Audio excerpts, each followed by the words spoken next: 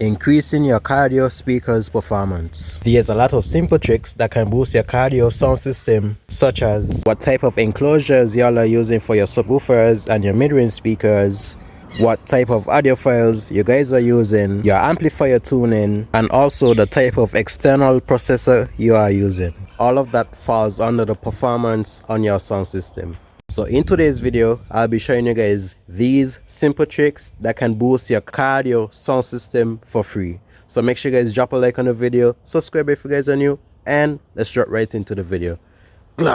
So the number one tip is by using a external crossover or external DSP for your amplifiers. What a DSP or external crossover will do for your cardio sound system is that it will make your tuning a lot more easier and a lot more advanced, so that you guys can actually fine tune your subwoofers, your tweeters, your mid-range speakers with using that specific external crossover or DSP.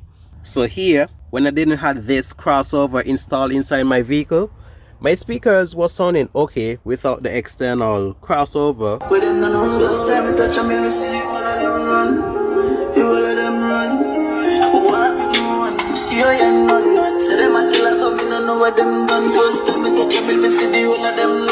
But when I added this crossover, it made a big difference in the clarity and performance in my speakers.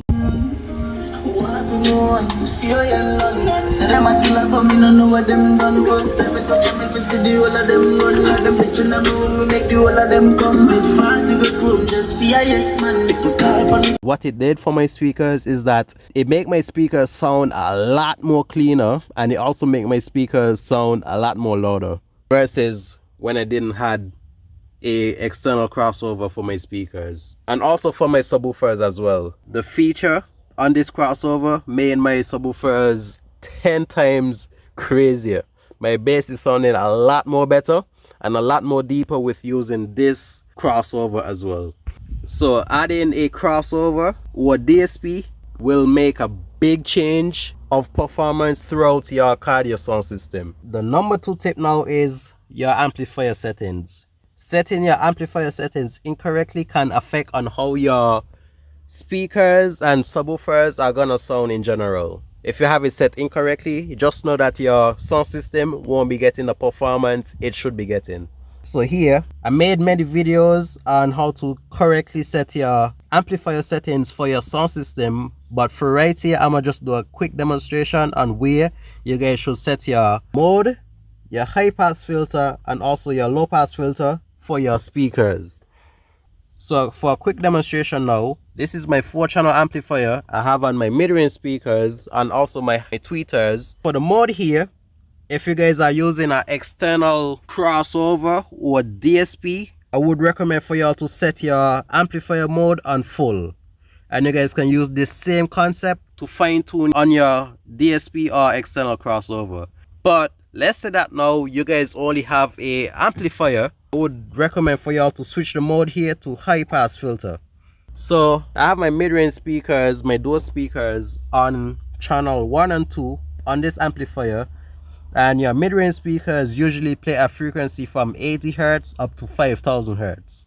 So where I will be setting my high pass filter on this amplifier is at 80 Hz. So I will do a rough estimate of where 80 Hz will be at on this amplifier. So 80 Hz should be around between 9 o'clock and 10 o'clock on this amplifier. And that is where I will be setting my high pass filter for my mid-range speakers.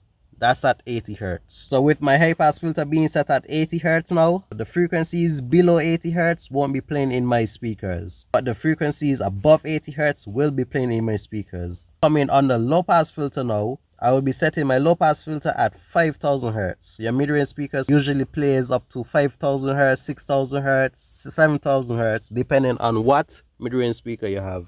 So in this way, my low pass filter being set at 5000 Hz, the frequencies above 5000 Hz won't be playing in my mid-range speakers, but the frequencies below 5000 Hz now will be playing in mid-range speaker. Now coming over on my tweeter channel here, which is 3 and 4, I have on my tweeters. Your tweeters usually plays a frequency from 2000 hertz up to 20,000 hertz. So I'll be setting my high pass filter at 2000 hertz, which will be around the 2 o'clock mark on this amplifier. For your low pass filter, you guys will set your low pass filter at 20,000 hertz. So with your crossover points being set that way, your tweeters will only play a frequency from 2000 hertz up to 20,000 hertz. Now coming on your bass amplifier now, your subwoofers usually plays a frequency from 20 hertz up to 80 hertz. So coming on my bass amplifier, usually a good starting point to set your low pass filter for your subwoofers is at 80 hertz. So we'll do a rough estimation of where 80 hertz will be at on this amplifier, which will be at the 10 o'clock mark on this amplifier. And then for the high pass filter now, everybody high pass filter will be set differently. To set your high pass filter on your amplifier, you guys will subtract 4 hertz from your box tuning. So for example, let's say that my box is tuned at 35 hertz now. Where I would want to set my high pass filter is at 31 hertz. So coming on the amplifier, we'll do a rough estimation of where 31 hertz will be at 10 o'clock mark on this amplifier, and that is where I will set my high pass filter for my subwoofers. And also the high pass filter is the same as the subsonic filter. So the high pass filter and the subsonic filter on your bass amplifier is the exact thing. The number 3 tip now is by using enclosures for your mid-range speakers and your subwoofers. When it comes to using enclosures for your speakers and subwoofers in general, the enclosure is what does most of the work when it comes to the performance and how you guys want your speakers to be sounding. So I have 2 8-inch mid-range speakers inside a enclosure here, and what this enclosure does for these speakers is that it will produce the mid bass in these speakers really nice. And you guys are probably wondering why I have my box built like this, but this part of the box, the lip part of the box, what it does, it will make the sound travel a bit more farther. So it basically works like a tube. You guys can easily hear my music on where my box is pointing at. So you guys will be hearing my music very far away from where my box is being pointed at. So I want to show you all the difference from when your mid-range speakers are in an enclosure from when your mid-range speakers are outside a enclosure. Number 1 is my motto, hell my problems I ain't scared. I put powder on my collar, come black on red, new phantom in the backseat sipping red. And then with these hoes ready to like this. Toe whipping, she sucking it dick. I put some diamonds on her toes, let her hold on, and still call it elite. Broken can't be fixed. What that means is spent that off for inch. I had 99 problems, I just scratch your heart to this one. Now that was the speakers inside of a enclosure now, and you guys could have tell how deeper these speakers were sounding over the speakers outside of a enclosure. Now when it comes to your subwoofers now, a box is very important when it comes to how you guys want your bass to be sounding. You guys can get any box and expect for y'all to get like the bass you want from out of the subwoofers. The box plays a very important role on how you guys want your bass to be sounding. There's a lot of factors you guys have to consider on building a enclosure for your subwoofers, and some of those factors are box tuning on your enclosure. So let's say that you guys love the low bass, the deep bass that vibrates everything.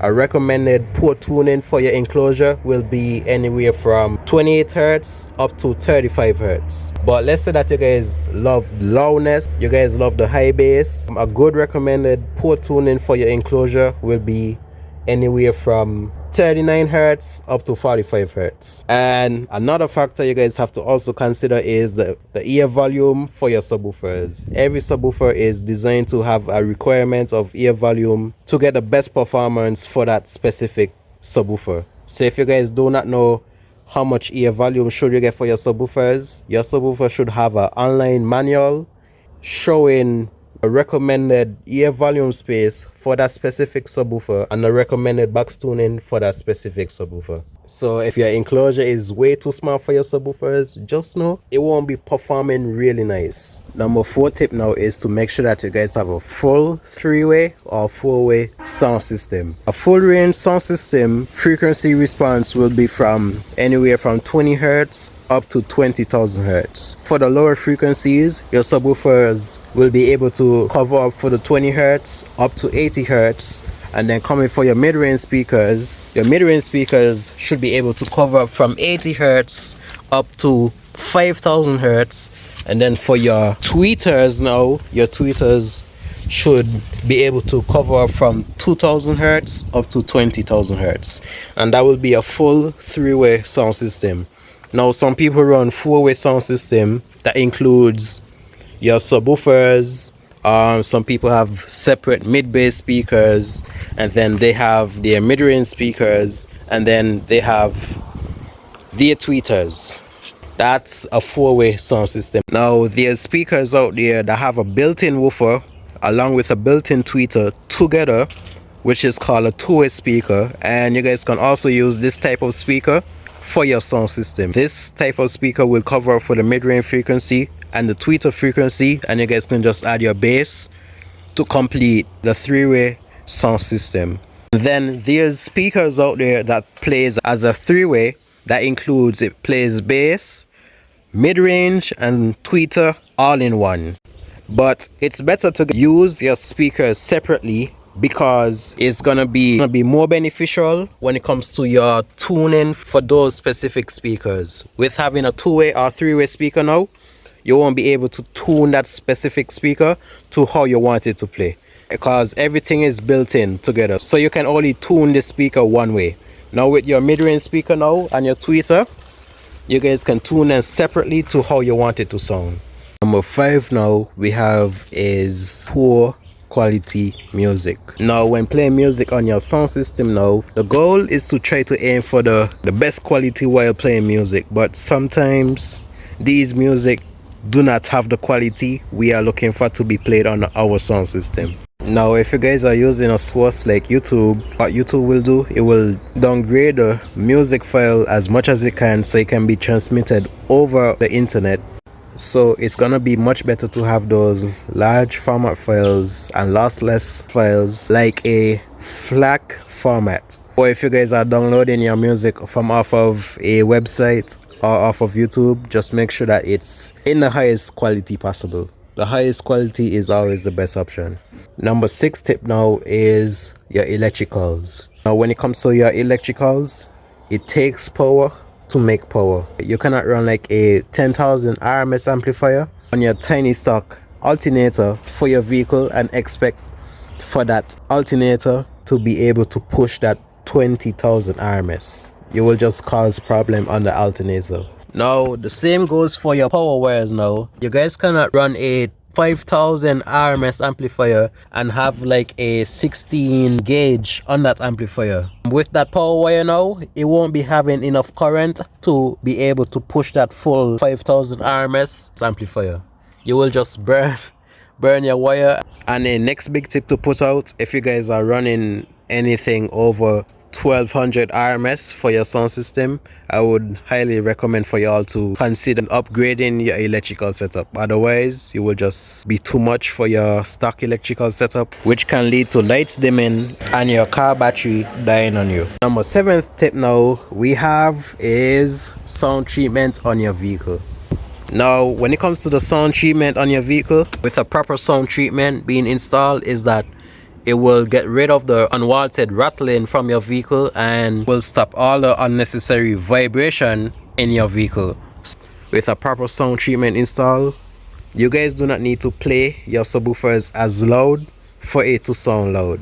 With the proper sound treatment being installed, all the sound coming from your speakers will properly be played inside your vehicle, because there won't be any more vibration or rattling or flexing on the trunk that causes loss coming from your performance. So with the sound deadener, it will just keep all the sound inside the vehicle, making it play a lot more better. So there you guys have a couple tips and tricks that can improve your sound system performance. Hopefully you guys find this video very helpful. Be sure to comment down your favorite part in this video or some more tips and tricks to be added to the video. Thank you all for the support y'all be showing. I'll be catching you guys in my next video. Love y'all guys.